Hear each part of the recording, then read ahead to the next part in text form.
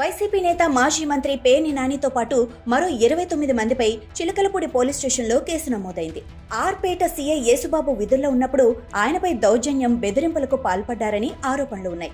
ఇటీవల మచిలీపట్నం మెడికల్ కళాశాల వద్ద వైసీపీ నేతలు నిరసన చేపట్టారు.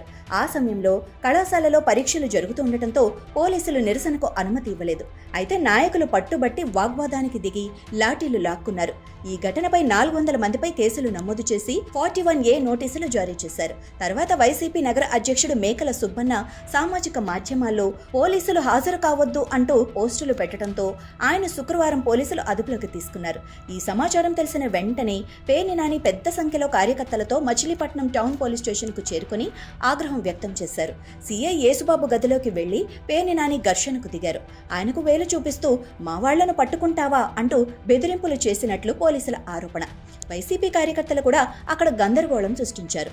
ఈ ఘటనను సీరియస్ గా తీసుకున్న ఎస్పీ ఆదేశాల మేరకు చిలకలపూడి పోలీస్ స్టేషన్లో పేర్ని నాని, మేకల సుబ్బన్నతో సహా మరో 29 మందిపై కేసు నమోదు చేశారు. ప్రస్తుతం పోలీసులు ఘటనపై దర్యాప్తు జరుపుతున్నారు.